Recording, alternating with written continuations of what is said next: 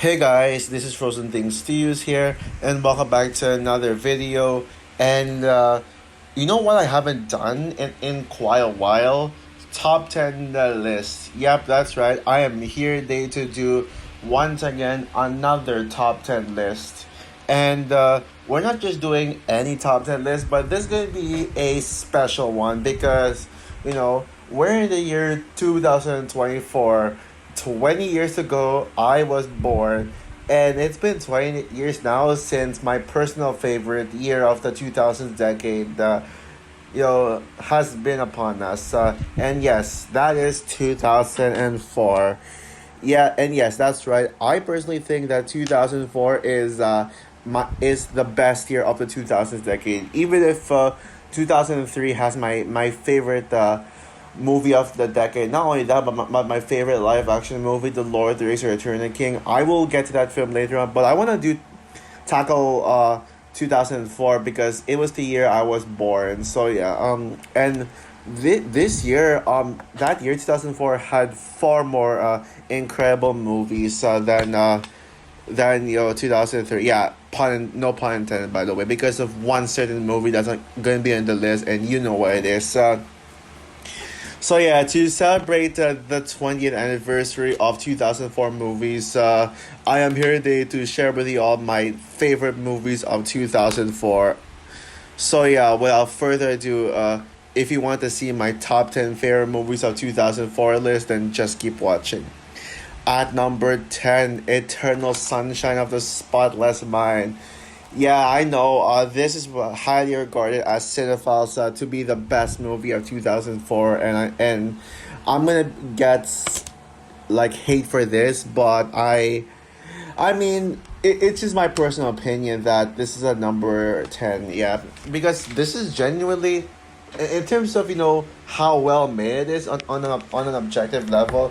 Eternal Sunshine would be right up there when we talk objectivity, but I mean, there's just nine other 2004 movies I personally enjoy more, but Eternal Sunshine of the Spotless Mind is still a freaking masterpiece, man. This movie has such a brilliant and complex plot, and what may sound like a generic drama romance film, like its sci-fi element is truly what makes this worthwhile, and the romance aspect of this film actually works too. Works to anyone who has experienced a breakup with the girl you think is truly perfect for you would relate to this. And somewhat I kind of relate to this one, but not in a sense that I would be like too depressed about it. And yeah, and the cast here is phenomenal, with Kirsten Dunst's character being my personal favorite.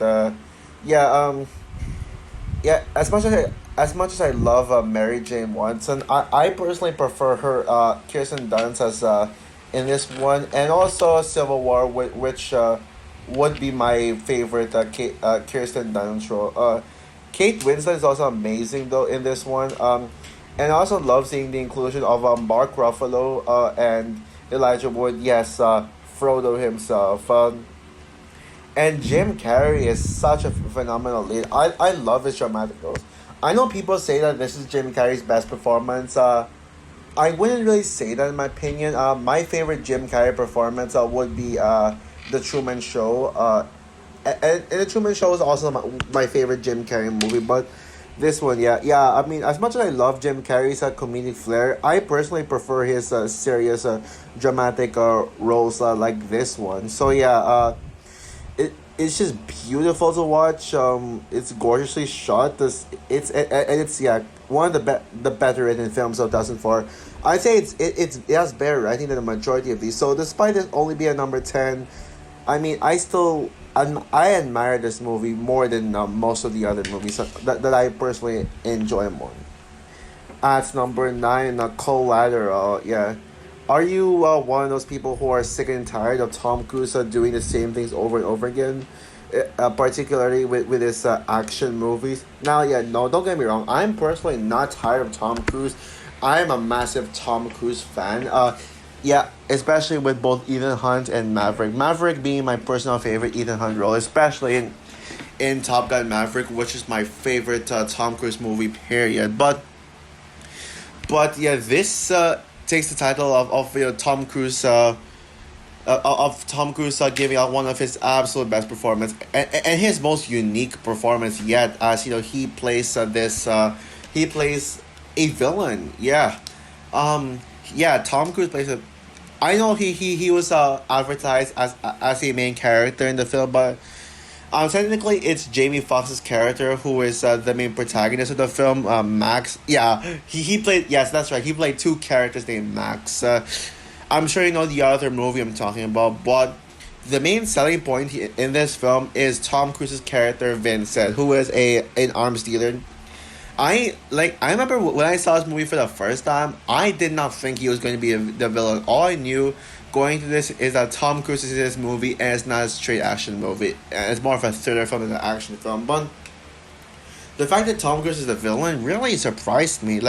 And the fact that he's capable of playing this role, I mean, it's just outstanding. And man, yeah, this movie is just really enjoyable. It's so tense. Yeah.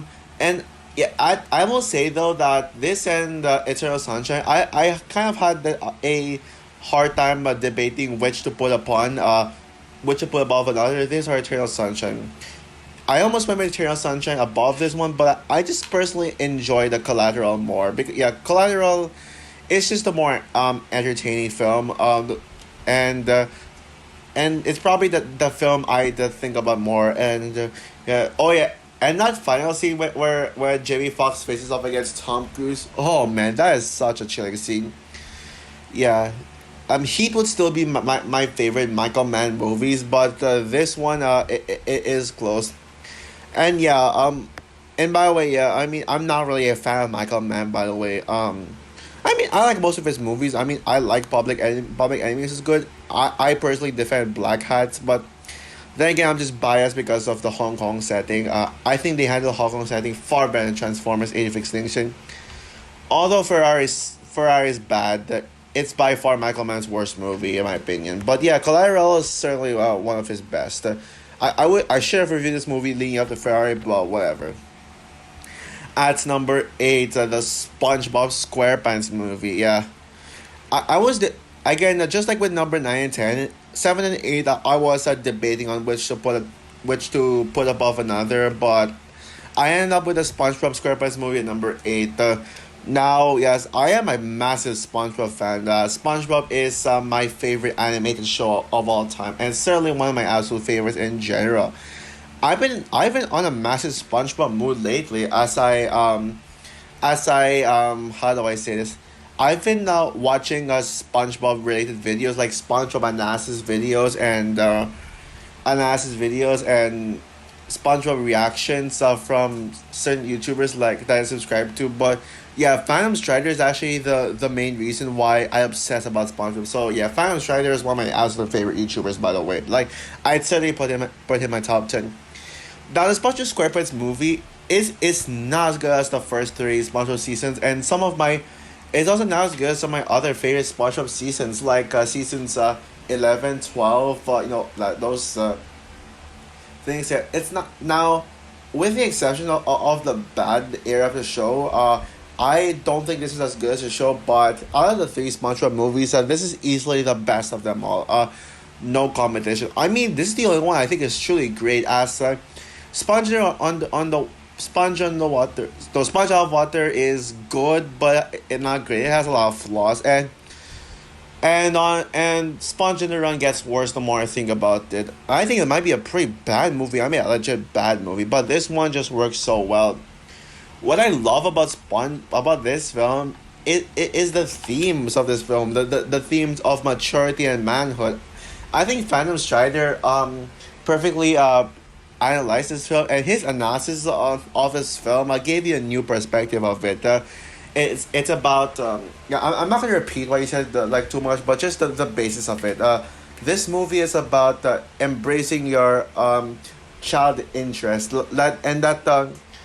that you liking something that other people unusual shouldn't define who you are. I mean, SpongeBob does act like a kid for the show. So when a new version of Krusty Krab is being promoted as SpongeBob.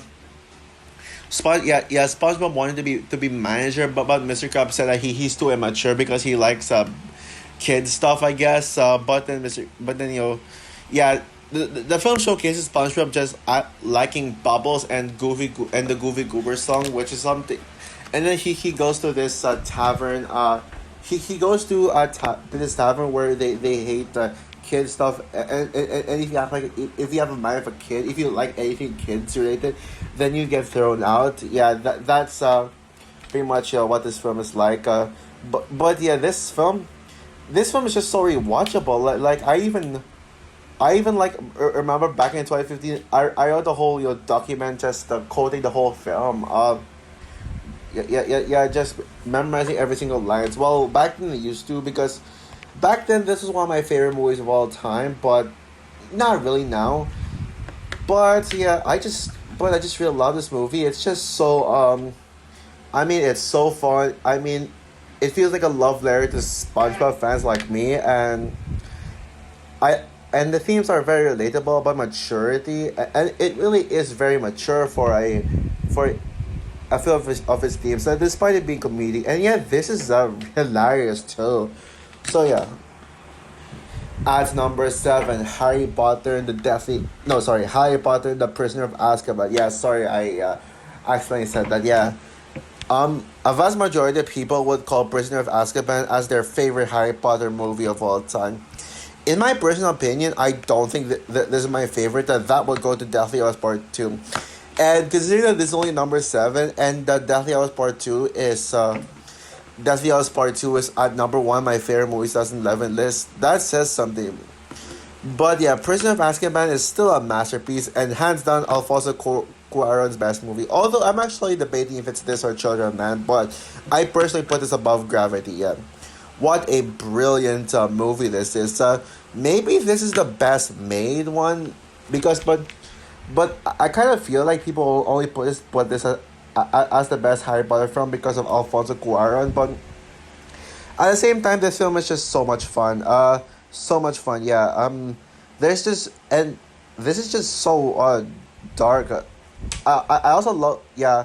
I also love how this franchise started to get dark with this one, considering that the first two Harry Potter films were like very lighthearted, despite having some dark moments. But this one, really it's a really yeah dark.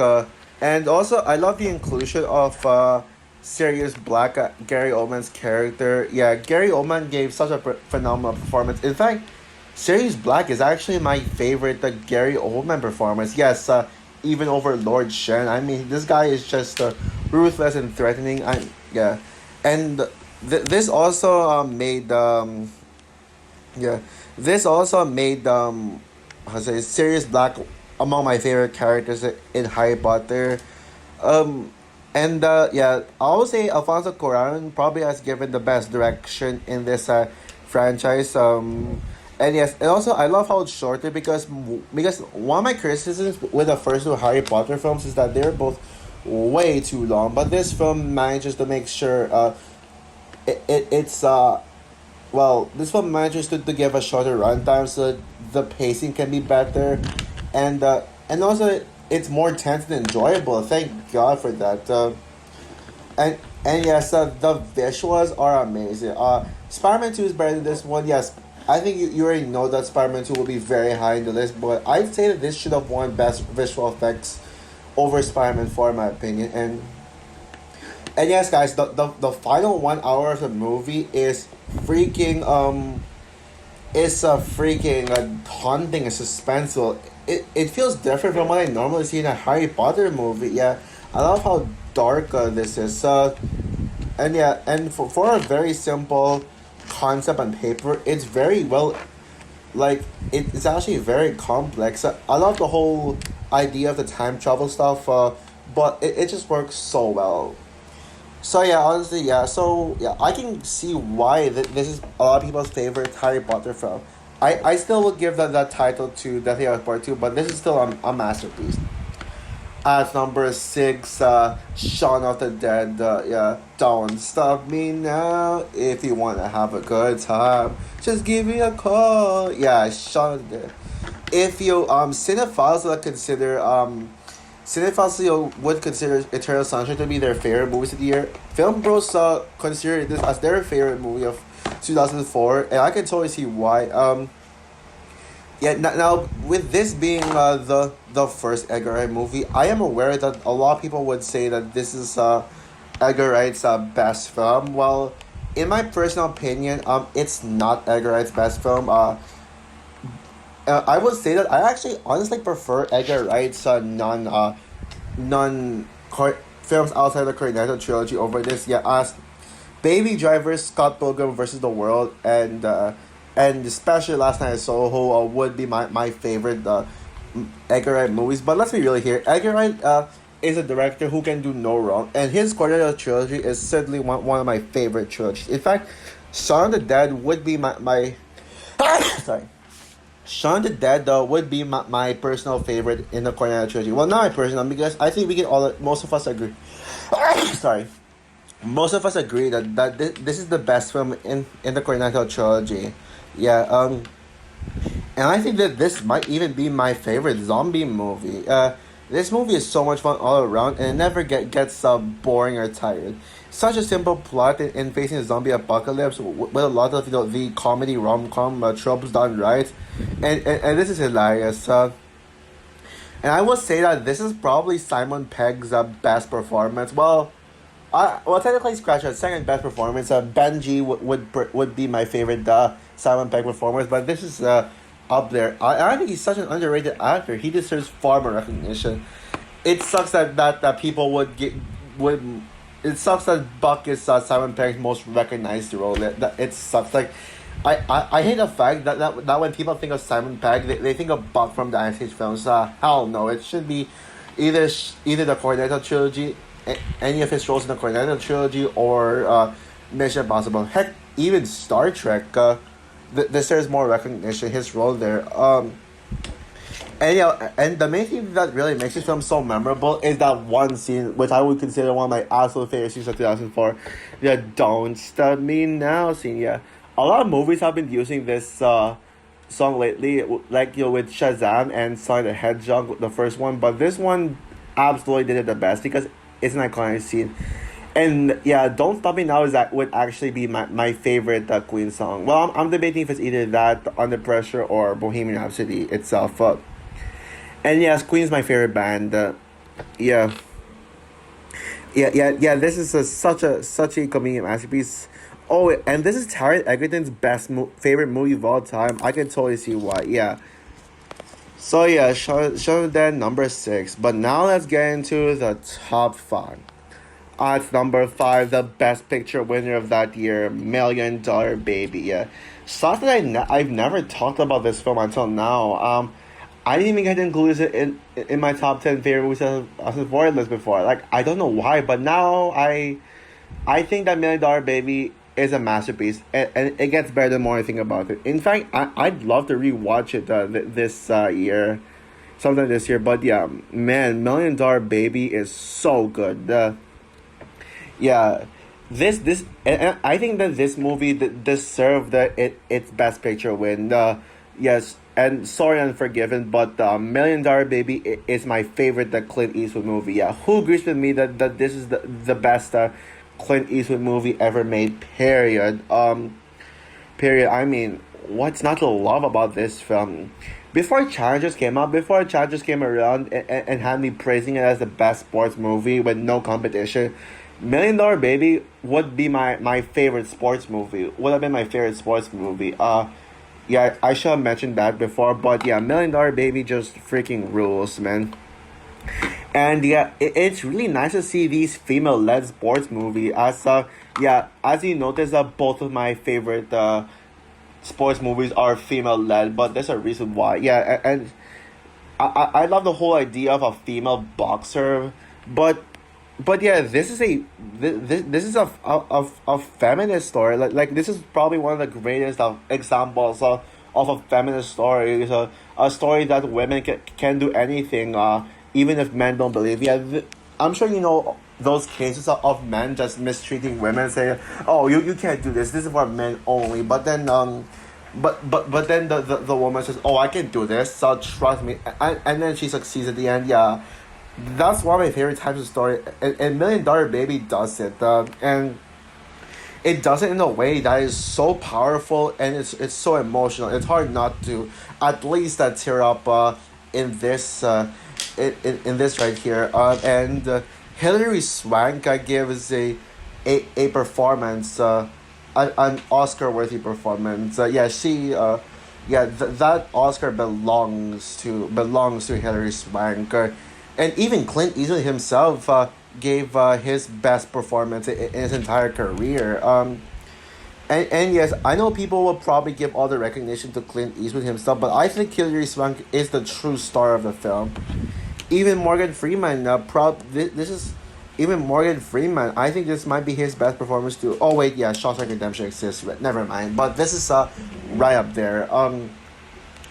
And that ending and that final scene is just devastating and brutal, especially when we see Maggie's character, Hilary Swank's character, get knocked down so brutally. I love how the movie doesn't go the predictable route of, oh, the main character won against the bad guy. It really, I mean, having the film end with her lose, it's just brilliant. It's just clever. But even with her loss, the film still showcases her being strong, and that it's just a loss, and that not all champions are perfect. And I love that. And honestly, even the score is just something truly amazing. Yeah, I think this movie earns its spot in the top five, and yeah, it's just brilliant, man. Yeah, just a brilliant sports movie. I wish I gave this movie more recognition before, but the next four films are in my favorite movies of all time list, and there is no way any other 2004 movie would come close to them. At number four, Shrek 2.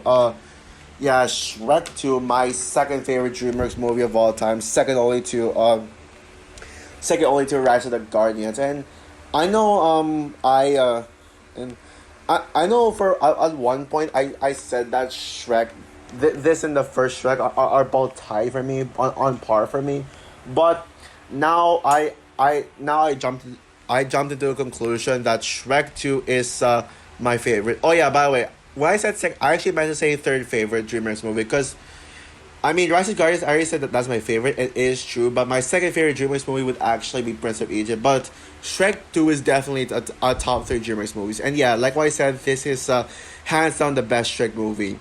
It's the perfect sequel to the first one, because what makes this movie so good is that it expands on the happily ever after storyline.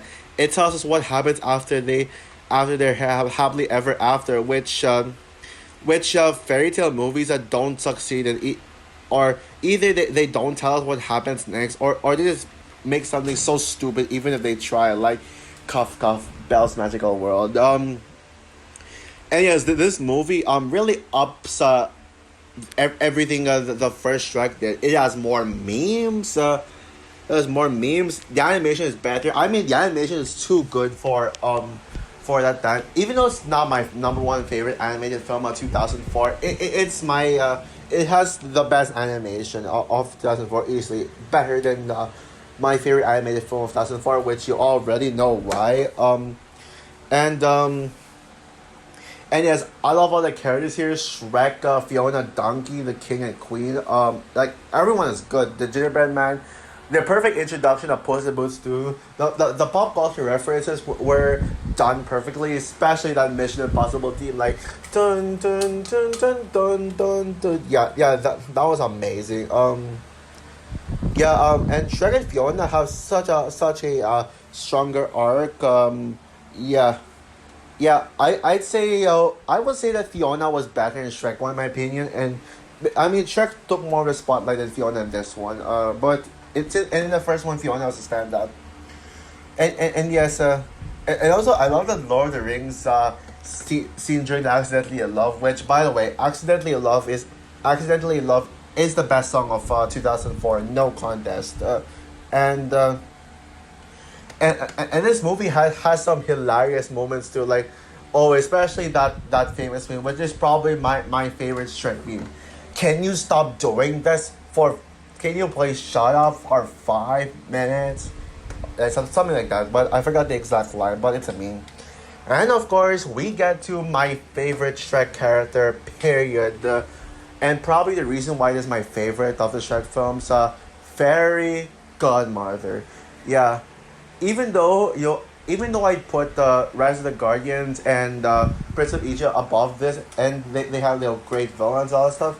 Fairy Godmother is no question the best DreamWorks villain ever, in my opinion. I mean, she's so menacing. She has such a great arc. It's just such a great arc. Yeah, I just love her to death, especially the "I Need a Hero" scene. Yeah, Fairy Godmother. Yeah, she gives the greatest.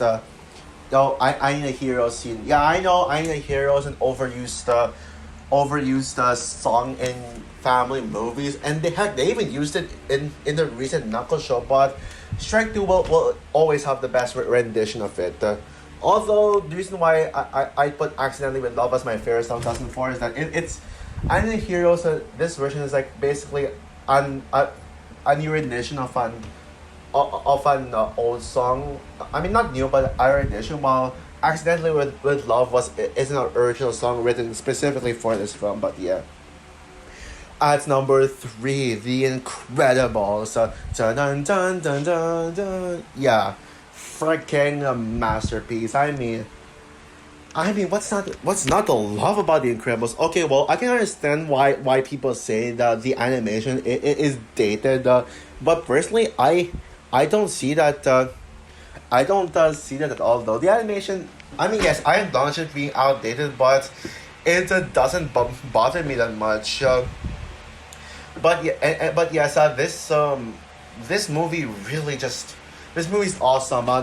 I mean, this movie is just awesome. And no matter what you think about the animation, I mean, if you think about it, this is actually deeper than you think.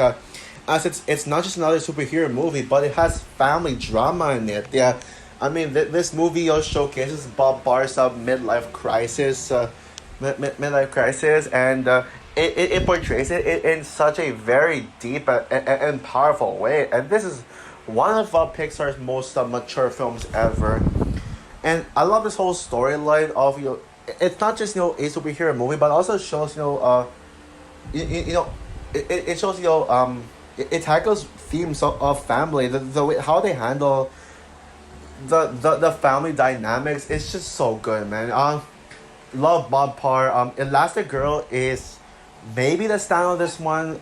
Oh wait, actually, yeah, it's still Violet. Violet will always be my favorite Incredibles character, especially here in Incredibles 2. Which, by the way, yeah, I'll still review it. Incredibles 2. Which, by the way, yeah, wait, no, sorry, mixed up. I meant to say, which, yeah, I still think Incredibles 2 is better than this film. As Incredibles 2 is my favorite Pixar sequel ever. But this is certainly a top three superhero movie. So oh wait, actually, no, Violet is not my favorite character in the film. She's my favorite character in Incredibles 2 and maybe my favorite character in the franchise. But in this film, there's someone else. Yes, there's two characters I personally would rank above Violet or Elastigirl or anyone in the family. By the way, love Dash too. Shout out to Dash. The first one being Frozone. I mean, yeah, Frozone is probably the best of the family, even if he's just the uncle. Well, I guess. But yeah, he is probably the most memeable. Of course, you got the best scene in the film. Honey, where is my super suit? But of course, you get the goat of Pixar villains, Syndrome. One probably hands down my favorite male Pixar character. Period. I mean, Syndrome is one of the greatest written villains of all time.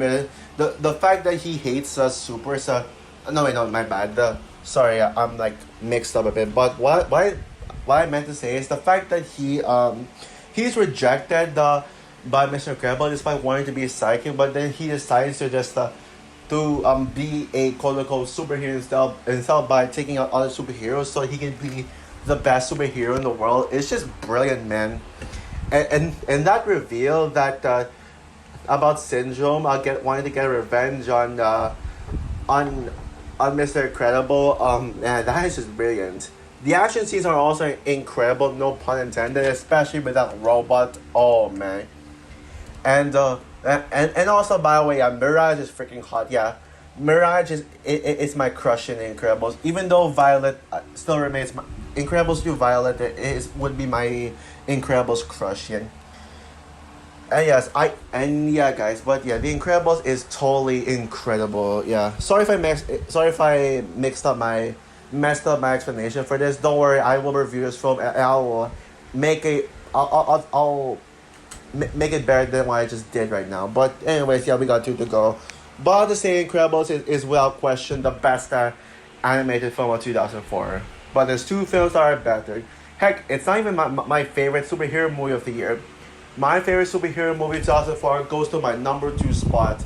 At number two, Spider-Man 2. Yep. One of the absolute greatest Spider-Man movies, period. I mean, what on earth is not to love about this film? I mean, I think we can all agree that this is the best in the Sam Raimi trilogy. And also, this would be my second favorite. Well, yes, I'm not actually quite sure about that because, I mean, you got the Spider-Verse movies, and No Way Home still remains my favorite live action Spider-Man movie. I'm actually debating right now if I prefer this or No Way or Far From Home. I'm gonna like think about that, but although don't convince me. Let me decide for myself. But yeah, Spider-Man 2 is so nostalgic. It was my childhood favorite superhero movie. Yeah, both this and the first Spider-Man movie were the first superhero movies I saw in my life. But Spider-Man 2, I found myself more attached with. Yeah, I mean, when I think about this movie, the first thing that comes into my mind is probably a scene that I reenacted as a kid. The raindrops keep falling on my head. Yeah, showing Peter's normal life, just him like being normal, and I love that. And I love that. Yeah, I mean, this is probably the one of the best written we've ever had for Peter Parker. Just showing his crisis of the fact that he lost everything. He lost how do I say this? He lost Mary Jane. He lost Harry Osborn. Yeah, Mary Jane dumps him. Harry Osborn. So I actually almost said Harry Thomas. My bad. Yeah, sorry Harry, but yeah, I said almost said Harry Thomas by accident. But yeah, Harry Osborn betrays him, and he even loses his body powers. He's losing his college grade, and this movie really shows the effects of living two lives in one. Something that I personally do. It partially affects my life, but not as much as it impacts Peter's life. I mean, affects not Peter. And on top of that, this has one of the best Spider-Man villains, Doc Ock. I prefer Green Goblin, but Doc Ock is still an amazing villain. Yeah, Tobey Maguire gives his best performance as Peter Parker. Even though I do personally prefer Tom Holland, Tobey Maguire is still amazing. Mary Jane Watson is a very overhated character. I don't get why people hate on Mary Jane Watson so much. Yeah, she's way better than people give her credit for. But my personal favorite character in the film would be J. Jonah Jameson. I mean, I love that guy so much. J.K. Simmons cannot be replaced by with anyone, and it shows in the MCU Spider-Man films and across the Spider-Verse. They show that no one can replace J.K. Simmons as this role. Yeah, I mean, J. Jonah Jameson would be my second favorite J.K. Simmons performance, second only to Terrence Fletcher from Whiplash. And of course, you got so many iconic lines, like when he mentions Doctor Strange. Yeah, almost like literally 17 years 17 years before we see Doctor Strange and Spider-Man together. Yeah, what a coincidence. And as much as this movie has very iconic scenes like the train scene and and also me talking about my obsession with Peter's daily life scene, and also the scene where Aunt May gives her inspirational monologue to Peter Parker. My personal favorite scene of the film would be the "Can you pay me in advance" scene You're like, you serious? Yeah, sorry if I screwed up the laugh. Sorry if it was cringe, by the way. Yeah, I mean, it's so iconic. And man, the action scenes are incredible. The score is great. Although, I will admit, the score is a tad bit overrated. I mean, it's still good, but people saying it's the best score, it's the best Spider-Man score ever. Hell nah. I mean, like, that would go to Daniel Pemberton's score for Spider-Man Across the Spider-Verse. Heck, I'd even prefer Michael Giacchino and Hans Zimmer's score for a Spider-Man movie over this one. So, but yeah, I mean, I'm glad that this movie and all the other Spider-Man movies are getting re-released in theaters in the U.S. I wish I saw this movie in theaters, but too bad. Too bad I don't live in the U.S. It sucks. Well, I am moving to the U.S. in 2027 when I graduate from college, anyways. But yeah, anyways, yeah. This is my number one for a very long time. There are times when this actually ends up being my favorite movie, 2004. It goes back and forth between this The Incredibles, and the movie I ended up putting at number one. But I think now number two is the best spot for this film, because there's one film that I'm more passionate about. And my number one favorite movie of 2004 is Mean Girls. I mean, wow, what a freaking brilliant masterpiece this is. Yeah, oh, by the way, happy 20th anniversary to Mean Girls. In fact, yeah, the 20th anniversary celebration of Mean Girls is the main reason why I made this list. I made this entire list to showcase Mean Girls being the best movie of 2004. And to celebrate it by honoring all the best 2004 movies that are celebrating its 20th anniversary. I reviewed this film already, so I'll keep this one brief. But yeah, this is this as someone who loves feminist stories, this story is for me, and it's a movie that every single teenager and maybe even human being can relate to, not just girls. You can even gender swap these characters. You can literally make these Mean Girls boys, man. You can make Kitty Heron male. You can make the plastics males, and I don't want to change a thing, because it's not just a overly feminist stories. I mean, like, it's not really a move. I mean, these characters don't do things that only women can do. Men can do these things as well, and men can film themselves in these girls' shoes, and that's what I love. That's why I love and yeah, Katie Heron is one of the best written teenage characters of all time. I know I said Karen is my favorite character in the film, but well, it's sort of is true, and I love Amanda Seyfried. And in fact, Karen is my favorite. Karen Smith is my favorite Amanda Seyfried role. But on reflection, I think Katie Heron is truly the best character in this film. In this film, I mean, I know people say Regina George. I mean, don't get me wrong, I love Regina George. I absolutely think Regina George is an amazing character. But Katie Heron is, I think Katie Heron is an underrated character, because every time people like talk about Mean Girls, it's always Regina George, but no one talks about, like, Katie Heron feels completely ignored. Now, I will say, in the Mean Girls remake, I do think that Regina George is better than Katie Heron. Yes, I still stand by saying that Renee Rapp is a better Regina George than Rachel McAdams. But yeah, but don't get me wrong, I still adore I still adore Regina George, but Katie Heron is truly the character that I follow the most here. She is one of the best written characters, and yeah, and this movie has such a brilliant message of anti-bullying. It's told brilliantly. And yes, and also despite I will say, despite me worshiping Syndrome and Fairy Godmother, Regina George is the best antagonist of 2004, hands down. This is the best written movie of the year. This is the most heartfelt movie of the year too, and also the most feel good movie of 2004 as well. Yeah, I can go on and on about that, but yeah, I think I said enough of this and my review of this. I still defend the remake. I think it is one of the more underrated films of the year, but there's no topping the original Mean Girls here. And yes, I am proud to call Mean Girls my number one favorite movie of 2004. So yeah, happy 20th anniversary to all these films. That's all for my top 10 favorite movies 2004 list.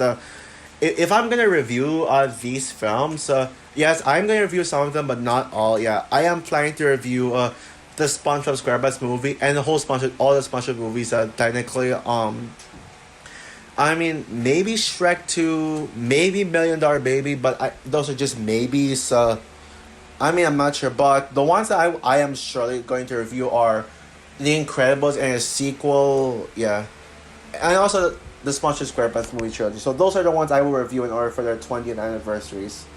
But the rest, maybe. I mean, I'll try my best to get myself to review Million Dollar Baby, but again, we'll see. So yeah, what is your favorite movie 2004? Who agrees with me that Mean Girls is the best movie of 2004? Or do you have a different favorite? Do you have a favorite movie 2004 that wasn't on my list? Comment down below, like, subscribe, hit the notification bell, and stay tuned for my my video about. Stay tuned for a bunch of videos coming soon. So yeah, bye guys.